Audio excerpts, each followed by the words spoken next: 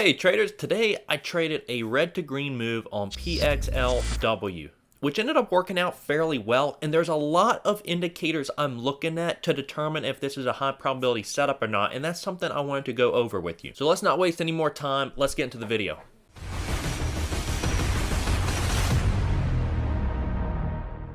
Alright traders, let me bring over the P&L, PXLW, made 79 bucks on it here at CMEG on my small account. I wanted to show you guys the chart on this. Here's the DOS chart. This was a red to green move. Now there's like 7 or 8 indicators I'm going to go over for you so that you can find these setups yourself and trade the high probability plays.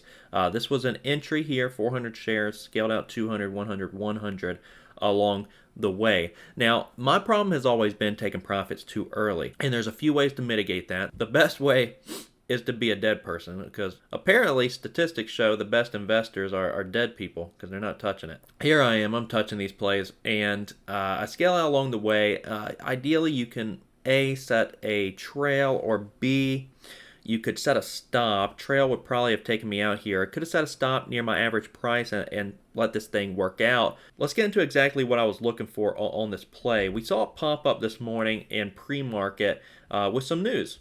Walt Disney Studios and Pixelworks enter into a first-of-its-kind multi-year agreement to expand reach of the TrueCut motion technology. Several keywords in there that we would like to see, but ultimately Disney. You know, Disney, if you see that at all, that's definitely going to draw in some eyes and some volume. And what we saw the stock pop up in pre-market up towards 220. Now, if you've been trading for any length of time or you've been part of the channel for a while, you know I go over this 20-cent area a lot. 20 cents after the whole dollar. The whole dollar is natural area resistance and support as well, but also the 20-cent area. Once you break past that whole dollar, I've seen this so many times over the years where 20 cents is it's a high day number, or it's usually that area where stock will pop up to and break out on intensity and then kind of stop around those levels around 220. Well, we saw that in pre-market, and then we started pulling back. We were fading a little bit. Volume became weak. We opened up right around 202, and we started selling off. It closed right around 196 here, and so we closed right below the $2 whole dollar area. Then we started fading. There's some profit taking. The stock did gap up quite a bit. There's profit taking. We're fading. It's 935 now. We get a little volume spike here, testing the VWAP, and then testing the high a day at 202. Now that's something I was looking for. We retested the high day. That was the second time. We started pulling back. We see a lower shadow. A lower shadow is another favorable indicator I look for. There we go. That's already 2 already. We retest the high the second time. We have a lower shadow, which signifies there are buyers here. And we start popping back up, get back over VWAP. That's a third indicator I look for. Fourth, I want to see volume on this third test in the break. And we start getting the volume for that test. We do have the red to green move set up. We have the stock making higher lows. We had a low down here, 182. Then we had another low with buyers coming into it, forming that lower shadow at 186. We have a little bit of a squeeze pattern when a stock starts forming higher lows like we see here.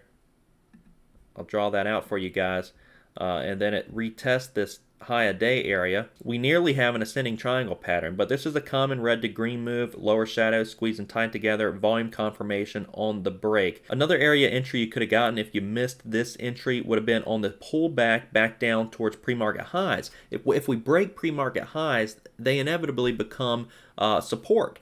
So we see that there, a lower shadow down to the pre-market highs, which becomes support. And that would have been a nice entry too, that 218, 220 area, back up to the retest of highs. You have to be mindful of all of these favorable indicators to be looking at, and that just comes with conviction and experience in the markets. Experience is your best teacher, regardless of what any guru out there says. Experience is the best teacher. Years of combined experience, you turn into that gut, and when the gut tells you to get in, you listen to your gut. When you're finding stocks to trade, you don't want to just whimsically be pressing the button. You want all of these high probability indicators and these stars to align to get you in with the best entry. Something else I didn't mention was the risk was so tight here. That's always what I'm looking for. When I get into a trade, I predefine my risk before I enter the trade. I know exactly where my exit is. I'm more flexible and rigid on the rules side and the stop loss, but as far as the profit expectations go, I'm a little bit more flexible, and that's the way it should be. But getting in right here near that breakout $2 area, the stop was tight. I mean, it was a few cents.